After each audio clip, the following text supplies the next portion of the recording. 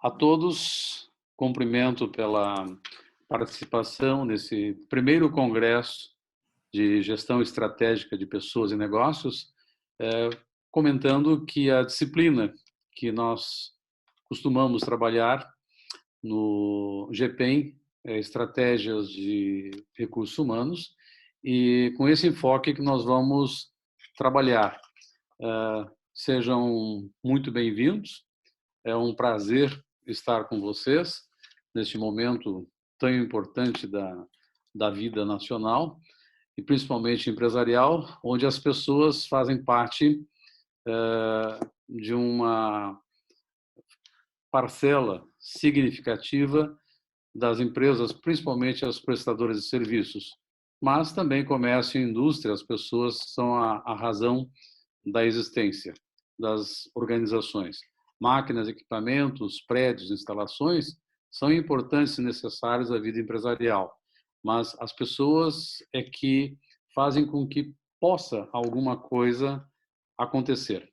Evidente que nós não podemos falar a vocês que seja algo milagroso, porque não é. Nós não temos a pretensão de ter uma panaceia em que nós vamos resolver todos os problemas organizacionais. Mas a ideia nesse primeiro congresso de gestão estratégica de pessoas e negócios é despertar em vocês algumas questões fundamentais que, ao final, nós vamos trabalhar um pouco mais. Como, por exemplo, como contribuir para manter a estabilidade emocional em ambiente tão turbulento?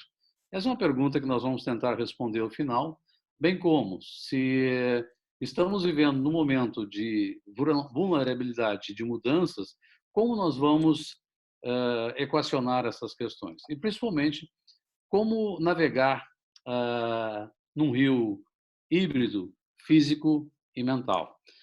Voltando à questão da gestão estratégica de pessoas, nós podemos pensar em gestão de recursos humanos. Ora, a administração de recursos humanos no tempo, ela foi transformando-se até chegar aos tempos atuais, porque o mundo tecnológico imperou estas transformações numa sociedade 1.0, 2.0, 3.0, 4.0 e 5.0.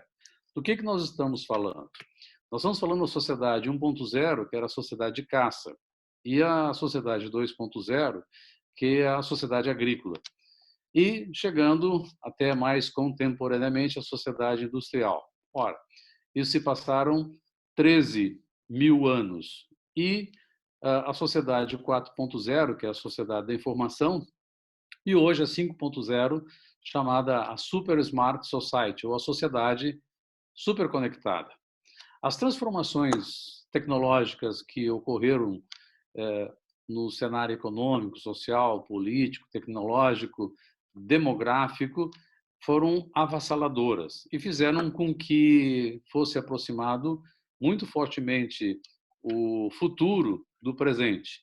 Aquilo que se fazia em 3, 4, 5 gerações, e tínhamos instituições sólidas e que davam o tom do mercado, hoje não se tem mais. Hoje os indivíduos é que fazem a diferença no cenário organizacional e cada vez mais a partir das suas cognições.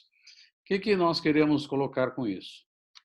Se máquinas, equipamentos, prédios e instalações são fundamentais, imaginem se eles forem acionados por algum sistema de inteligência artificial com algum tipo de algoritmo, dando vida aos robôs. Evidentemente que isto não substituirão as pessoas no futuro, mas, pensando nessa questão, nós podemos dizer que o conhecimento e as habilidades, com certeza, os computadores, os robôs, os algoritmos, a inteligência artificial, já hoje substitui, em muitas organizações, os humanos. Mas ainda não substitui os humanos a capacidade cognitiva, a capacidade de emoções.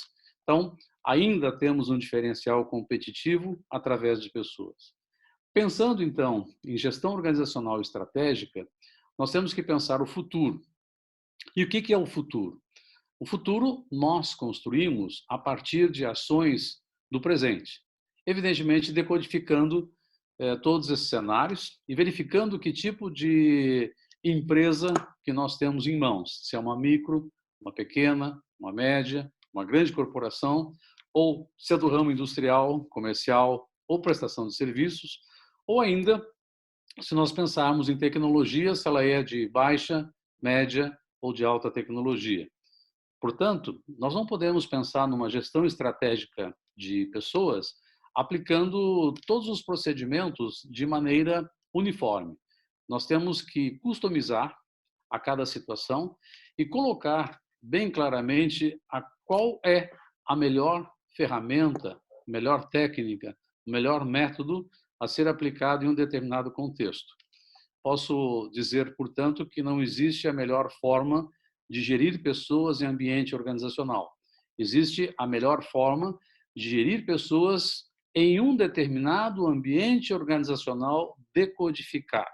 Então, nós temos que ter muito cuidado, porque a diferença entre o remédio e o veneno está na dosagem. Nós podemos pensar em algo moderno, atual, mas não aplicável no contexto empresarial. Nós podemos pensar em algo simples, nada complexo, e que pode apresentar resultados muito positivos. Quando a gente pensa em sistemas de recursos humanos ou de subsistemas de recursos humanos, nós podemos pensar em algumas questões, por exemplo, de planejamento de recursos humanos. Não se faz isso dioturnamente. Tá? Se costuma dizer que a administração científica de Taylor e Fayol ainda está presente no cenário organizacional, apesar de nós termos evoluído dentre as escolas da administração para a escola de relações humanas, o estruturalismo, o behaviorismo, até chegar à administração contingencial, que é a que mais se assemelha aos tempos atuais. Ou seja, tudo depende do contexto, tudo depende de tudo depende de todos. Logo, o que nós temos hoje para apresentar no Congresso não é nenhuma dessas escolas, e sim a escola caórdica, ou seja, caos e ordem.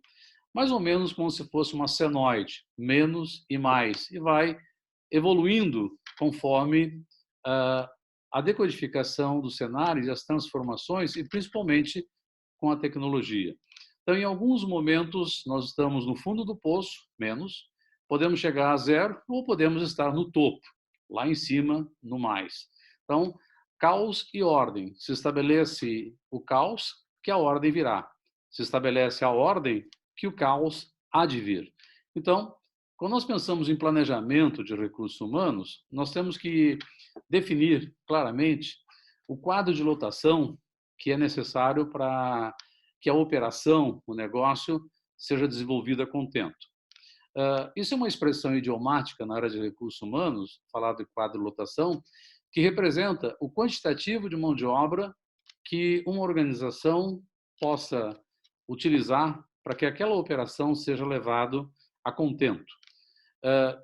Pensando em tempos de economia com 12,5 milhões de desempregados, do ponto de vista oficial, se sabe que aqueles que trabalham na economia informal ou aqueles que nesses últimos 5 anos adquiriram algum tipo de conhecimento, habilidade, atitude para desenvolver uma atividade laboral, não está conseguindo algum tipo de colocação. E muito menos aqueles que querem ser empreendedores não estão conseguindo abrir os seus próprios negócios. Então, nós temos aí uma situação muito peculiar, e que é o caos, e que possivelmente se estabeleça a ordem no cenário econômico, e nós possamos ter esse exército industrial de reserva, todos alocados num curto espaço de tempo. E aí as empresas podem começar a pensar em qual o quadro de lotação ótimo para a sua operação. Não que isso seja imperioso, mas diria, é necessário estabelecer o quantitativo de mão de obra. Ora, o que aconteceu na década de 80, 90, chamada de década perdida, nós temos hoje, na segunda década do terceiro milênio, a semelhança com algumas peculiaridades da economia e do emprego e do desemprego igual. O que nós temos claramente? Lá, na década de 80 e 90, nós vínhamos do milagre econômico. E aí, o emprego era quase que imediato. Né? Não tinha muita dificuldade daquele entrante ou daquele que estava procurando algum tipo de nova experiência, nova colocação, tinha uma facilidade no mercado. Nós estamos, passado esse tempo, o pessoal da área de recursos humanos, por exemplo, principalmente os de recrutamento e seleção, não tinham mais o que fazer dentro das estruturas organizacionais que tinham estas pessoas com expertise para fazer o processo de atração e de escolha da mão de obra para a contratação. Ora, nessa segunda década do terceiro milênio, nós estamos experienciando exatamente a mesma coisa.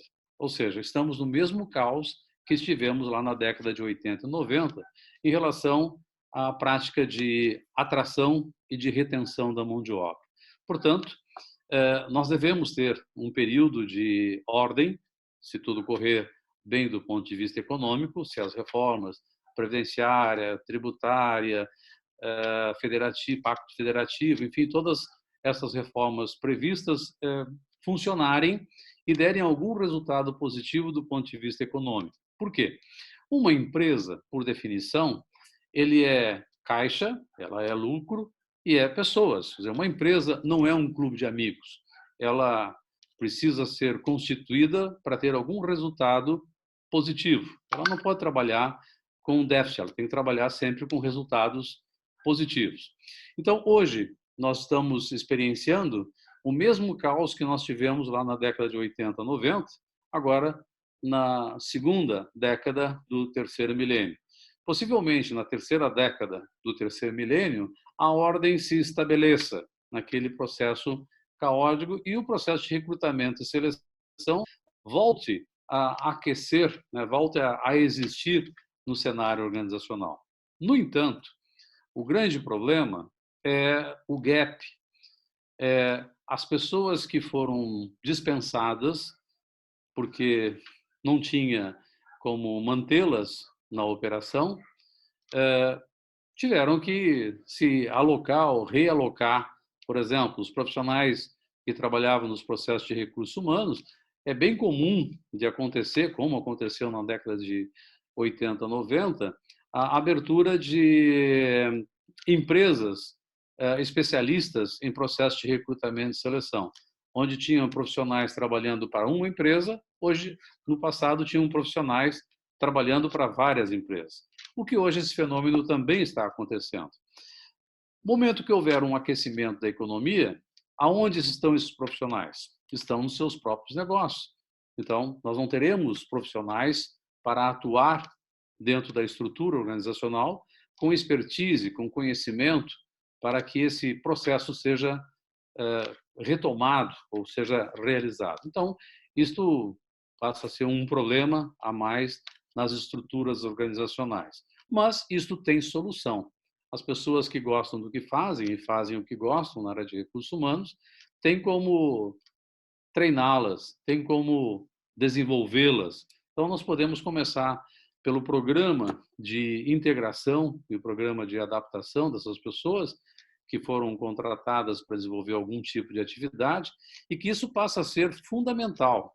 Por exemplo, quando há uma fusão empresarial, quer dizer, bastante comum na atualidade, principalmente no ramo financeiro, mas também no ramo de indústria e prestação de serviços e na área comercial, onde há uma fusão de organizações.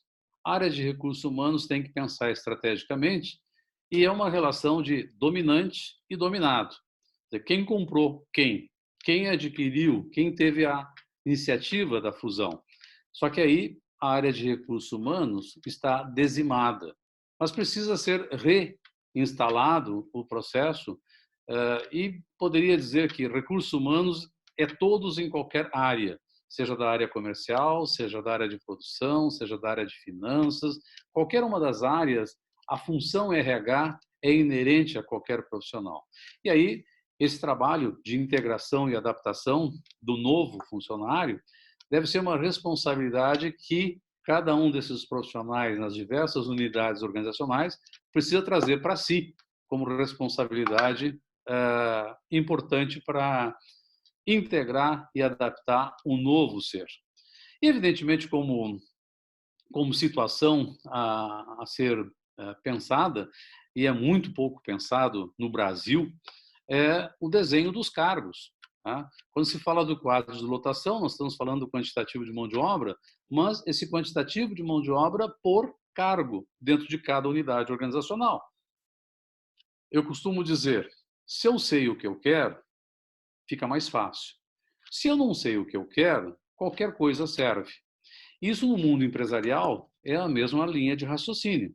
Tá? Se a empresa tem uma descrição de cargos, com a especificação de cargos, inclusive com as cotas previstas, por exemplo, para os PCDs, as pessoas com deficiências, que é previsto na Lei 8.213, lá no perfil do cargo pode estar qual é a deficiência que aquela atividade aceita para desenvolver a atividade. Por exemplo, não posso pensar que alguém vai participar da ouvidoria que tenha uma surdez severa, ou alguém vai participar do controle de qualidade com uma visão severa, ou alguém que vai fazer alguma atividade motora que tenha algum problema nos membros superiores ou inferiores do seu corpo. Então, nós temos que pensar qual é a deficiência que pode ser aceita e acolhida dentro daquela unidade organizacional.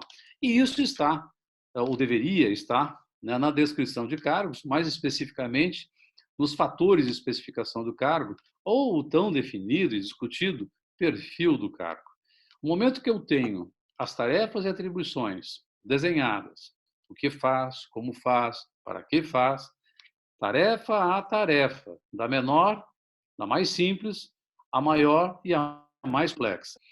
Aí eu tenho condições de desenvolver qual é o nível mínimo de instrução, qual é a experiência básica, repetida ou enriquecida que a pessoa possa ter, qual é o grau de complexidade da atividade, qual são as responsabilidades por informações confidenciais, por patrimônio, por máquinas, prédios, instalações, por dinheiros, valores, e inclusive as questões físicas e mentais. Né?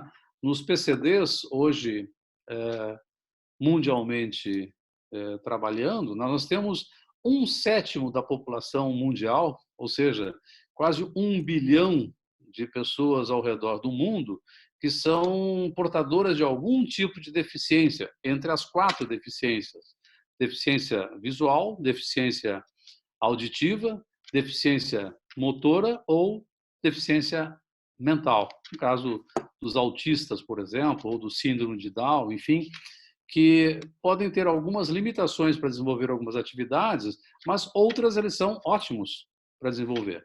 E também atende à lei de cotas. Então, se pensarmos no desenho do cargo, é estar na posição de eu sei o que eu quero. E aí eu vou verificar todo o processo de atração e de escolha para contratar aquele mais alinhado com a minha atividade. Mas é evidente que depende da estratégia empresarial. Por exemplo, se eu tenho um programa de trainee, indo para treinamento e de desenvolvimento, quando a gente fala de treinamento, nós estamos falando de preparação. Quando eu falo de desenvolvimento, eu estou falando de formação. Ora, um programa de trainee, preferencialmente, eu vou pegar alguém no mercado que tenha potencial, alguém que esteja ainda nos bancos acadêmicos, há 1 ano da sua formação, ou que já esteja há 2 anos formado, e eu vou complementar os conhecimentos, habilidades e atitudes que eu quero previstos naquela unidade de negócio, naquele cargo que eu pretendo alocar aquele indivíduo, aquela pessoa, para melhor apresentar os resultados da organização. Então, quando nós falamos no programa de trainee, eu estou falando num treinamento e desenvolvimento ao mesmo tempo. Agora, se eu estou trabalhando com a questão operacional no chão de fábrica, eu estou trabalhando com adestramento, né? Uma palavra um pouco mais forte, mas é sinônimo de preparação. Quanto tempo eu preciso preparar essa pessoa? 1 hora, 2 horas, 3 horas? Se o trabalho é simples e elementar, basta. Agora, se é uma empresa de alta tecnologia, né, como uma Embraer, por exemplo, né, uma Braskem, eu preciso de mais tempo de adaptação do indivíduo à unidade organizacional. Até adquirir a plenitude, pode levar 7 anos, 10 anos. E aí nós podemos falar, juntamente com tudo isso, com o grande problema que as organizações têm e que não enfrentam de forma adequada, que é a rotação de pessoal, ou o turnover. A rotação de pessoal, ela é vista como a entrada e a saída de pessoas dentro da organização, ou a sua reposição. Mas isso é mal visto, porque não se analisa corretamente quais são os custos diretos e os custos indiretos advindos da reposição do ativo humano. Ora, num momento de crise econômica, nós dispensamos boa parte do efetivo do quadro de lotação da empresa. No aquecimento da economia, nós temos que abastecer de ativo humano, de cérebros, tá, para desenvolver as atividades que a empresa necessita, tá, por delegação dos gestores, porque uma pessoa só não consegue fazer tudo. Logo, eu estou pensando em custos de recrutamento e de seleção, portanto, atração e escolha.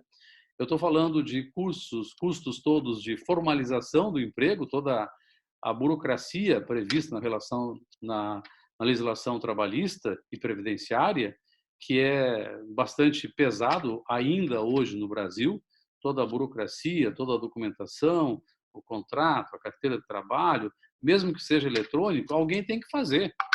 E isso tem custo.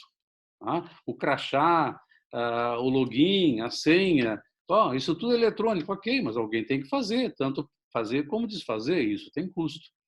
Como também todo o programa de treinamento, de integração e adaptação, que ainda não está sendo produtivo o empregado, mas ele já foi contratado, está recebendo salário e está desenvolvendo a integração e adaptação no horário de expediente.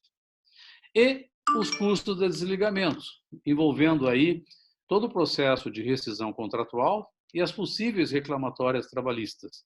Então, esses 4 itens são fundamentais para definir os custos diretos, que é o processo todo de recrutamento e seleção, todo o processo de formalização do emprego, processo de treinamento, integração e adaptação e todos os custos advindos do desligamento. Bem, isso é fácil na rotação do pessoal, na reposição de um ativo, de investigar quanto é que se gastou nesses 4 itens. O problema são os custos intangíveis, ou chamados custos indiretos, que aí nós vamos envolver, por exemplo, a imagem. Tá? Quando eu tenho um programa de recall, por exemplo, tá? Ou de reclamação dos clientes, lá na ouvidoria ou no serviço de atendimento ao cliente, qual é o problema que está em jogo? A imagem. Quanto é que custa o branding? Quanto é que custa uma imagem maculada no mercado? Se algum produto, algum serviço não estiver a contento do consumidor. Além da matéria-prima, além de todas as horas despendidas para a produção, para a fabricação, para a prestação de serviços, nós temos que pensar que as pessoas dificilmente vão desenvolver um nível de confiança e voltar a consumir aqueles produtos. Então, o custo com a imagem, o custo com horas extras ou extra-laboral, o custo com extra-operacional, com transporte, a matéria-prima que foi recolhida no supermercado por algum tipo de defeito e com reposição a custo zero, a matéria-prima, a embalagem, a logística reversa, deve ter que retirar, ter que recolocar, sem ter um faturamento.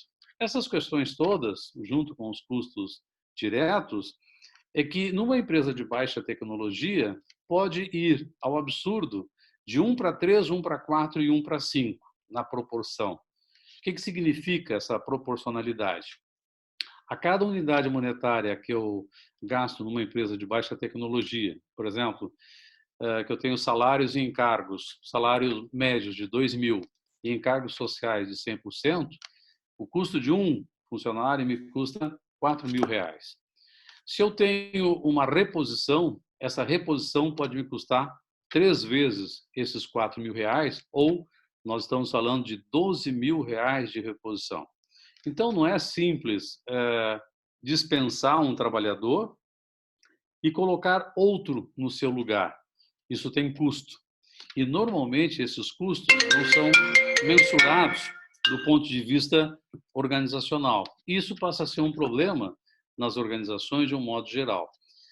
Se eu pensar numa empresa de média tecnologia, uma companhia aérea, por exemplo, ela usa um equipamento de alta tecnologia que é o avião. No entanto, se eu pensar numa companhia aérea, em um negócio que ela desenvolve, que é transporte de pessoas, de cargas, é de média tecnologia. Esse 1:4, os salários são mais altos, os custos são mais elevados, pode chegar lá a R$ 6.000, R$ 7.000 o custo médio per capita. 4 vezes isso pode chegar lá a R$ 30.000 o valor de uma reposição.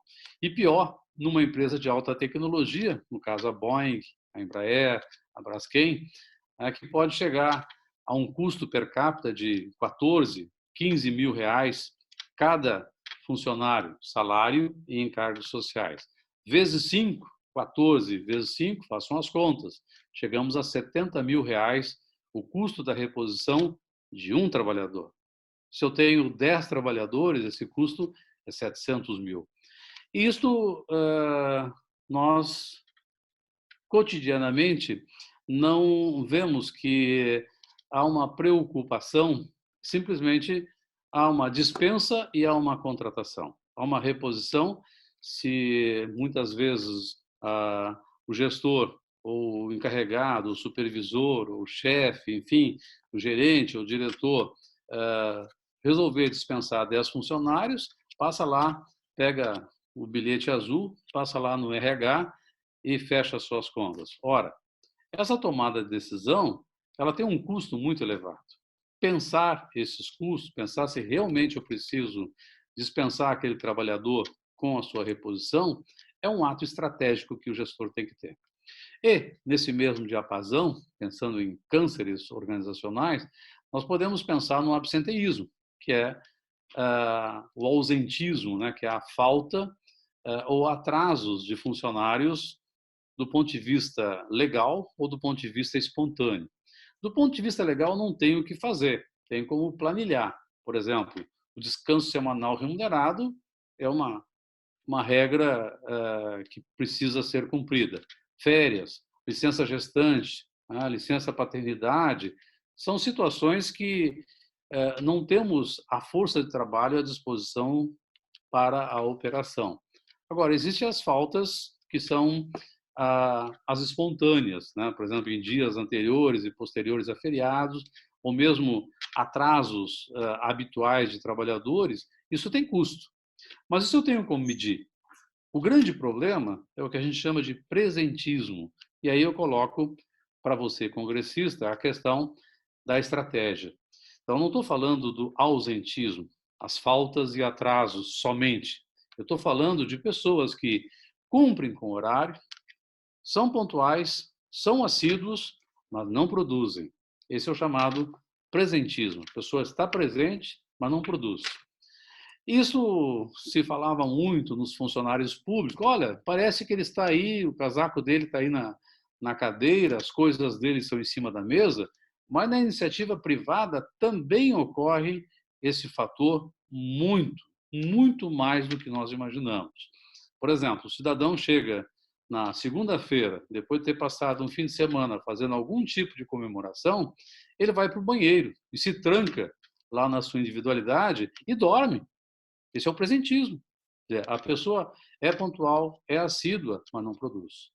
Então, essas coisas têm que ser vistas do ponto de vista da estratégia não só a questão do planejamento, recrutamento, seleção, o planejamento do cargo, o treinamento e o desenvolvimento, mas também se preocupar com essas questões. Mas a pergunta básica é: como reter a mão de obra?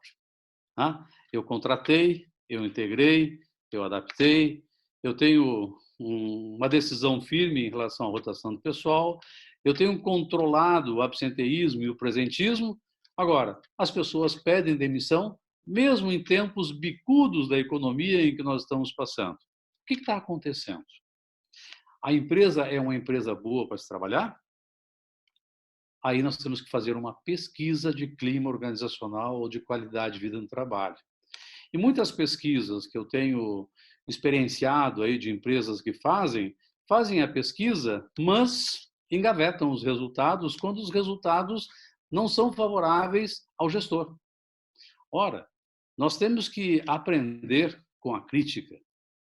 Nós gostamos de ter um feedback positivo, não tem a menor dúvida. Nós, seres humanos, eu também gosto do feedback positivo. Mas eu tenho que encarar bem o feedback negativo. E o que eu posso fazer para resolver? Por exemplo, será que a avaliação de desempenho na empresa que você atua está sendo feita corretamente? Ou ela é só feita para a promoção ou para a punição? Saiba que a ferramenta de avaliação de desempenho, introduzida no Brasil há 40, 50 anos, tão somente 40, 50 anos, foi mal interpretada. Primeiramente como punição e, num segundo momento, como sistema meritocrático, o sistema baseado para a promoção. Continua sendo utilizado, mas também para a retenção da mão de obra, quando nós falamos de avaliação e aprimoramento do desempenho. E, mais modernamente, a avaliação por competências. Então, eu não estou fazendo a medição, a aferição, o controle para punir ou para beneficiar, e sim para ajustar, porque se as transformações que eu falei no início são avalaçadoras, no mundo da tecnologia, mais ainda, as pessoas precisam se atualizar, porque uma competência, um conhecimento, uma habilidade vence no tempo. E se a empresa não tomar para si a responsabilidade de atualizar o conhecimento e as habilidades das pessoas, fruto das transformações, fruto do avanço da tecnologia, o que ela vai fazer? Vai demitir e vai contratar? Vai ter um custo maior. Então, pelo menos eu já conheço o indivíduo, o seu caráter, as suas atitudes, e o indivíduo também já conhece a empresa. Quais são as regras, quais são as normas, quais são os credos, quais são as crenças, quais são os códigos de conduta, qual é o código de ética.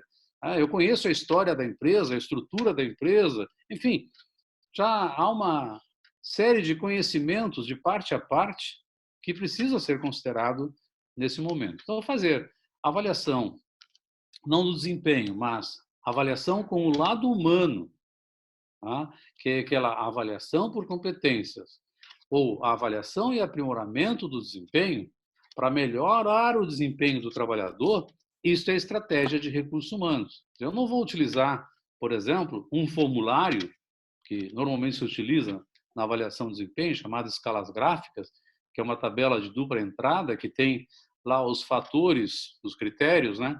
E algum tipo de matemática ou estatística para definir uma pontuação. Ora, isso pode ser utilizado. Eu não estou dizendo que não deva ser usado, mas eu preciso saber, primordialmente, qual é o objetivo da avaliação. É um objetivo administrativo, por exemplo, pode servir de base para fazer a distribuição dos resultados, ou a participação nos lucros, ou a participação nos resultados? Pode. Eu posso utilizar como um objetivo de desenvolvimento, no caso, o aprimoramento das competências face às transformações organizacionais que ocorreram. Então, qual é o objetivo? É o objetivo administrativo, técnico, ou é um objetivo de desenvolvimento? Eu tenho que ter claro. E mais do que objetivo, eu tenho que ter o padrão. Padrão é gabarito, ou seja, o que eu espero daquela performance? Qual é o resultado que eu espero? Ora, se a empresa não tem nem a descrição de cargos, como é que ela vai esperar alguma coisa daquele que trabalha?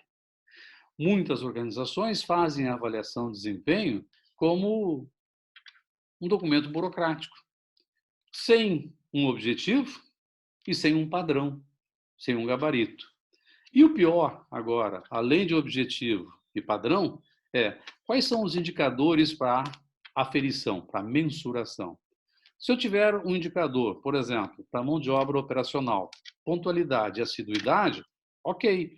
Mas eu não posso utilizar o mesmo critério para o pessoal de publicidade e propaganda. Quando é que eu vou criar? Eu vou criar a partir das 8 horas, quando inicia o expediente? É claro que não. Os resultados, né, que são utilizados, eu tenho que levar em conta as características de cada unidade organizacional.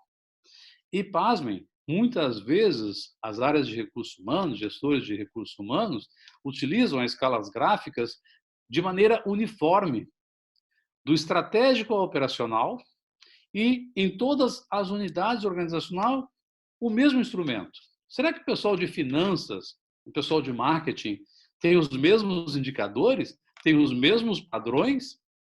É claro que não. Alguns podem ser iguais, outros necessariamente são diferentes.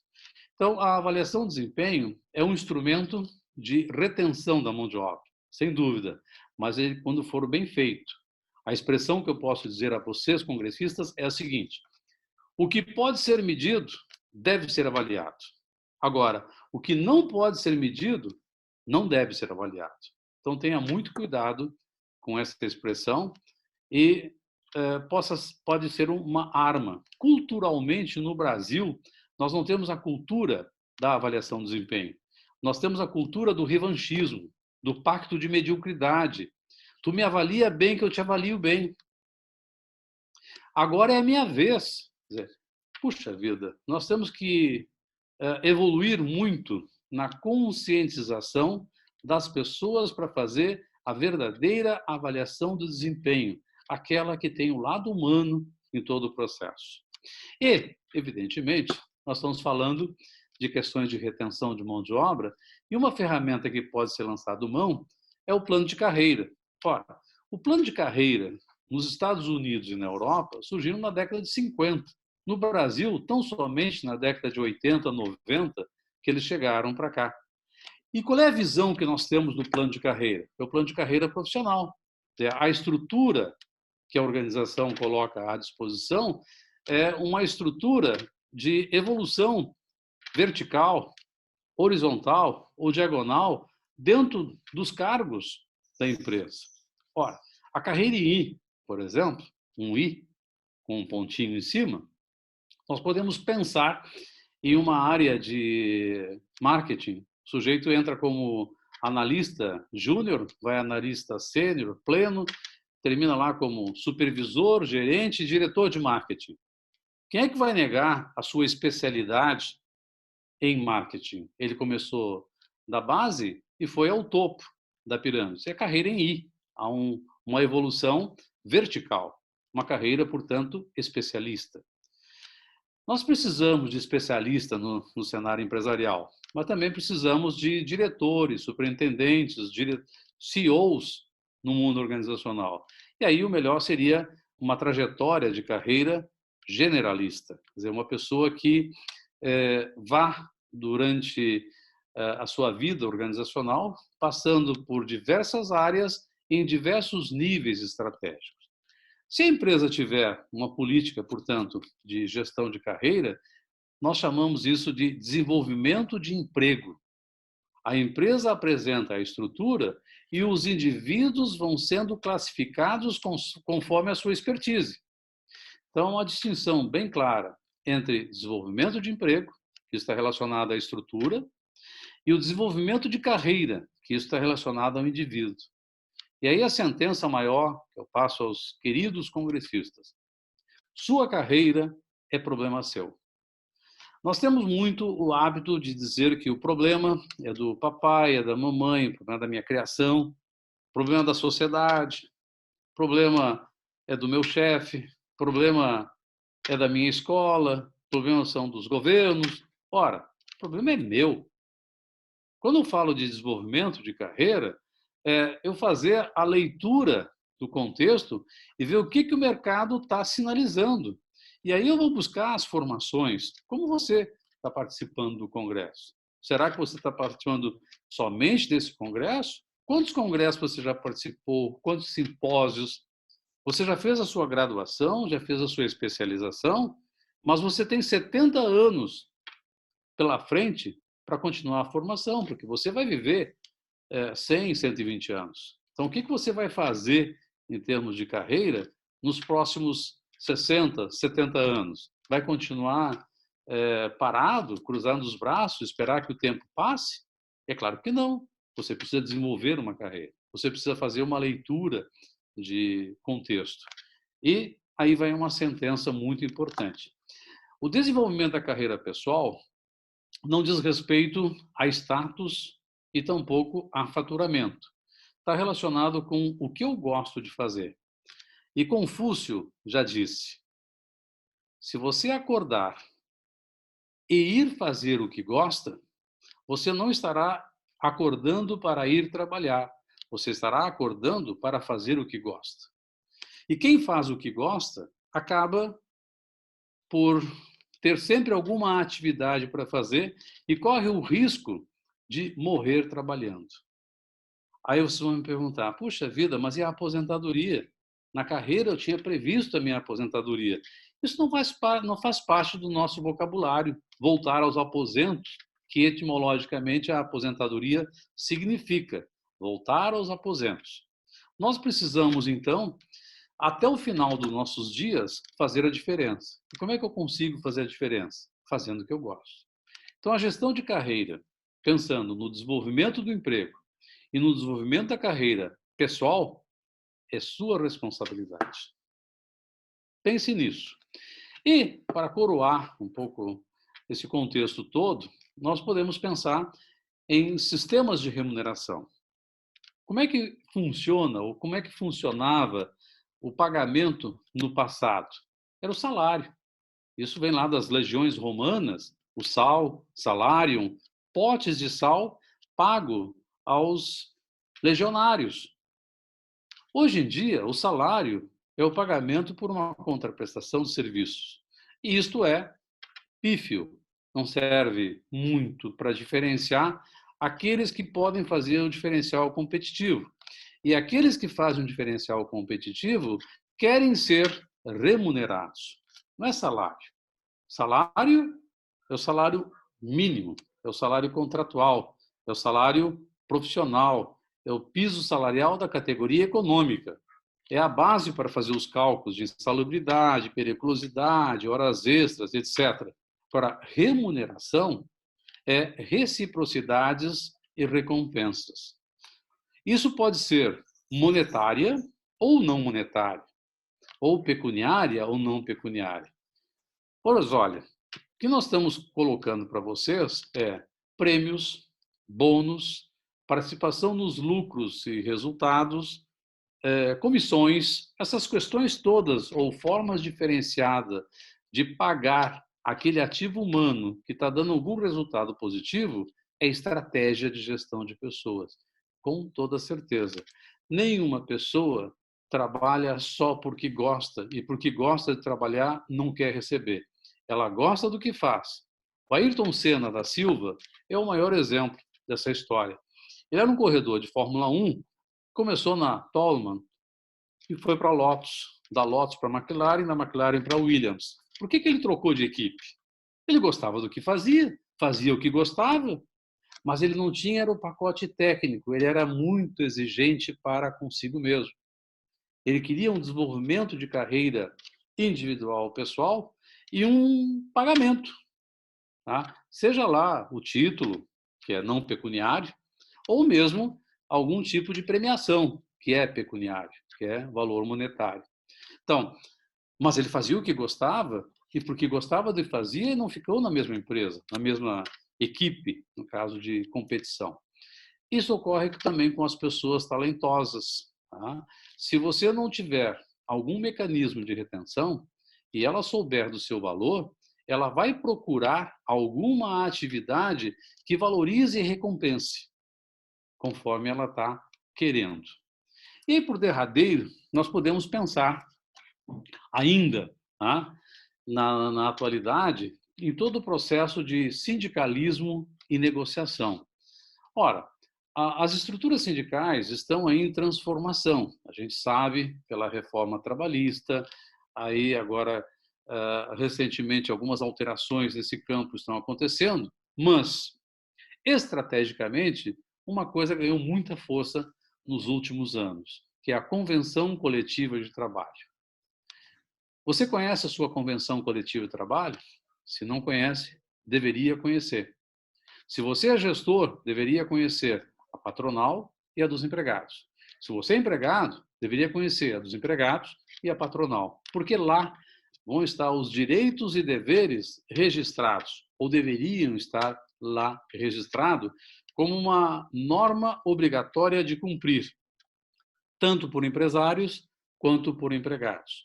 E cada vez mais esse instrumento de regulação das relações capital-trabalho ganhará força no cenário organizacional, empresarial como um todo.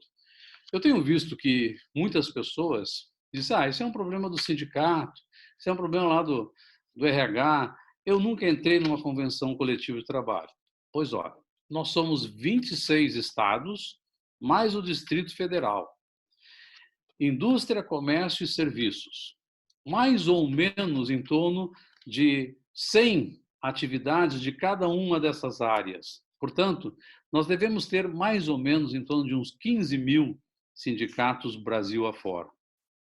É impossível que você, com toda a tecnologia que você tem de acesso hoje, você não consiga lá colocar no Google Convenção Coletiva de Trabalho e vir qualquer uma e dar uma olhada quais são as cláusulas econômicas e não econômicas, e principalmente da sua. Se você é empresário, faça valer os seus direitos, faça valer as suas exigências. Se você é trabalhador, idem. Você precisa ter consciência dessa atividade regulatória, que cada vez mais vai ser complementar à legislação ordinária prevista na CLT e na CLPS.